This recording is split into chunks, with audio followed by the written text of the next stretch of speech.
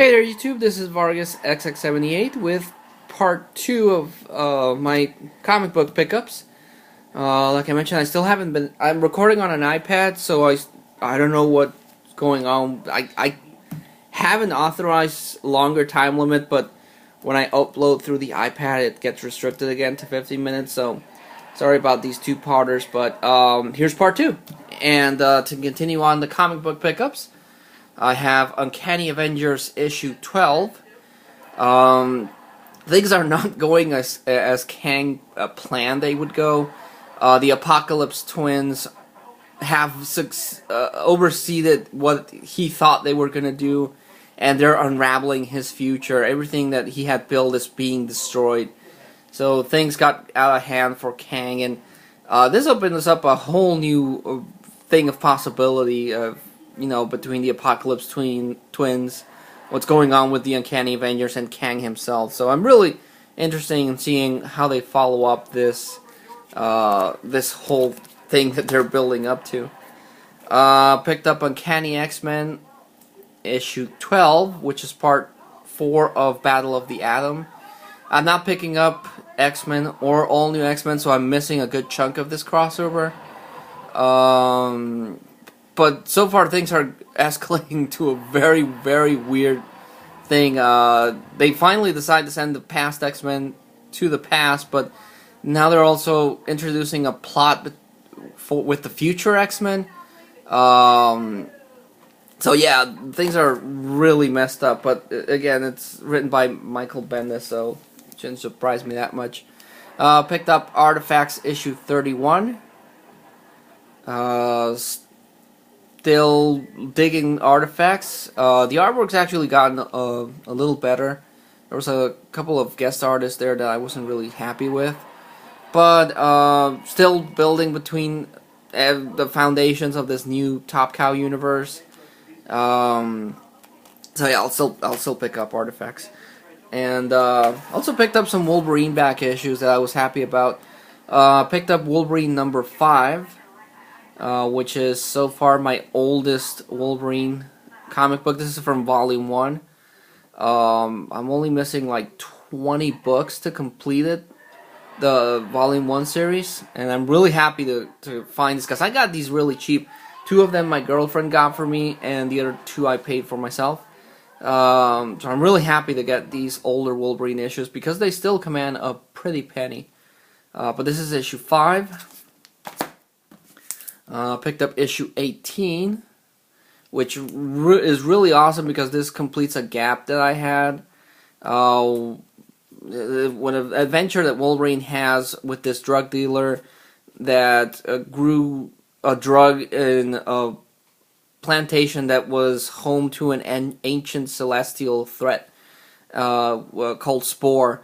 So I needed this issue to complete that, and also got issue 23, which is the conclusion of that storyline.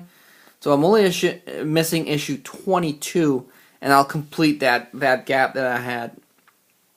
But this is issue 23 with a really cool cover there. And also picked up issue 24 with a Jim Lee cover.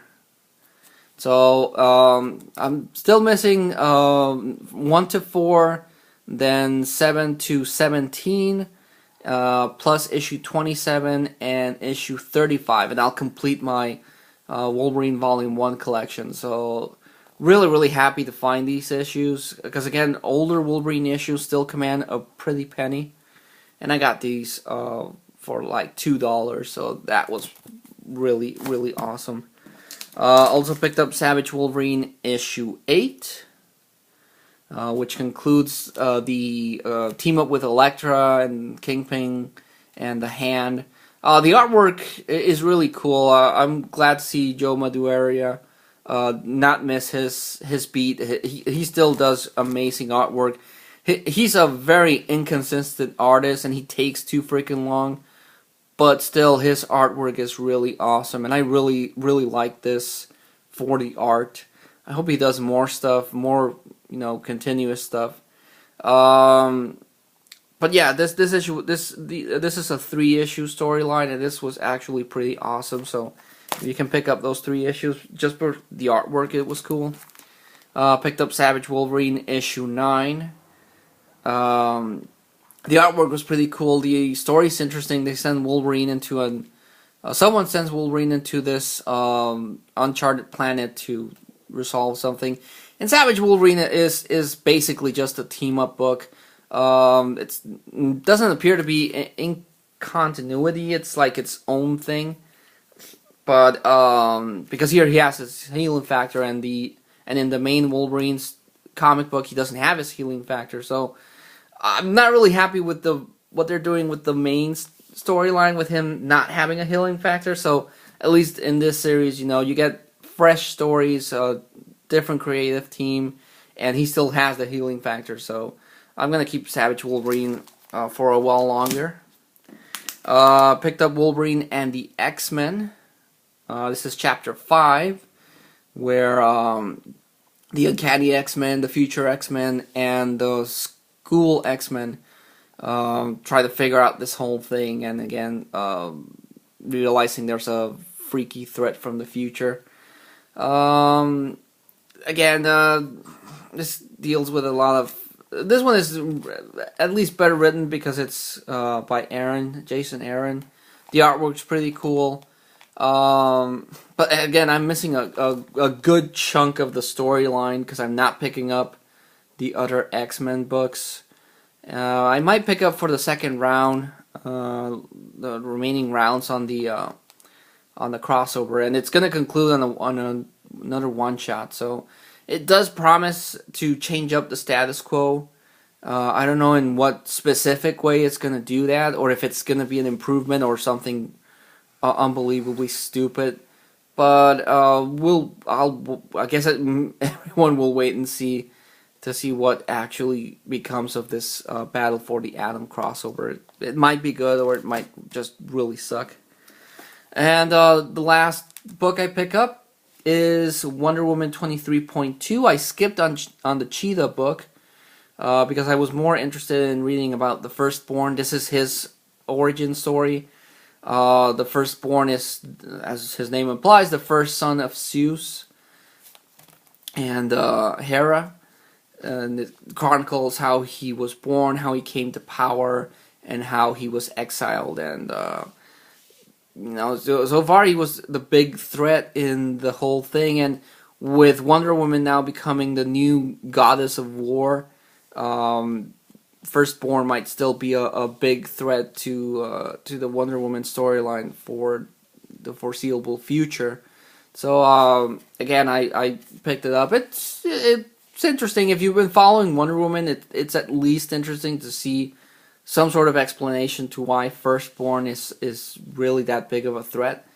So yeah, that's the reason why I picked this one up. I didn't pick up that many of the Villains Month. I actually think I did, but I did skip on most of them. The only ones I really regret not buying was that Parasite book. I kind of regret not picking up the Black Hand book and the Secret Society one also.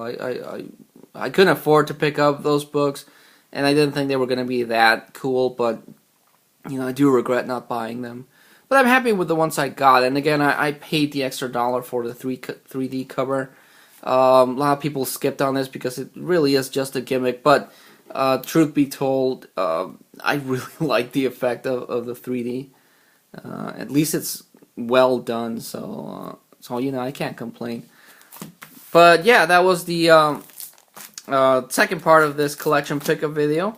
I'm hoping I can fix that freaking problem I mentioned with the time limit and not have to cut up the videos in chunks. But like always, I like to talk about the things that stood out for me, and I'm gonna go with Treehouse of Horror just because I'm a huge Simpsons fan and I love these what if stories, especially because it's based on Halloween. And out of all the Villains Month I picked up, I'm gonna go and recommend Lex Luthor.